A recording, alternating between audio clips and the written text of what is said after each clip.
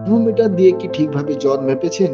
যদি হয় ভুল, হতে পারে মারাত্মক বিপদ। বেসিক নলেজ আপনাদের সঙ্গে শেয়ার করতে চাই। থার্মোমিটার আজকাল সকলের বাড়িতেই রয়েছে, তবে থার্মোমিটার দিয়ে কিভাবে আপনি জ্বর মাপতে পারবেন কিংবা আপনার পরিবারের সদস্যদের জ্বর মাপতে পারবেন সেটি আজকের এই ভিডিওতে ডিসকাস করব বা শেয়ার করব। তবে তার আগে আমি সকলের কাছে অনুরোধ করছি, এই ধরনের বেসিক স্বাস্থ্য সম্বন্ধে টিপস পেতে আমার চ্যানেলটিকে সাবস্ক্রাইব করুন। তো থার্মোমিটার দিয়ে জ্বর পরীক্ষা করতে হলে আপনাকে জানতে হবে কত থেকে কত পর্যন্ত জ্বর আসলে আপনি বুঝবেন আপনার কি ধরনের জ্বর এসছে। 98.4 তাপমাত্রা হলো আপনার শরীরের স্বাভাবিক অবস্থা। 99 থেকে 100 তাপমাত্রা হলো আপনার সামান্য জ্বর। 100 থেকে 103 হলো অধিক জ্বর এবং 105 থেকে 107 হলো আপনার সাংঘাতিক জ্বর এবং 107 এর উপরেই জ্বর আসলে আপনি বুঝবেন এটি মৃত্যুর লক্ষণ। আরো একটি এক্সট্রা টিপস, সাধারণত ম্যালেরিয়া রোগের জ্বরের ক্ষেত্রে তাপমাত্রা থাকে 104 থেকে 106 ডিগ্রি পর্যন্ত।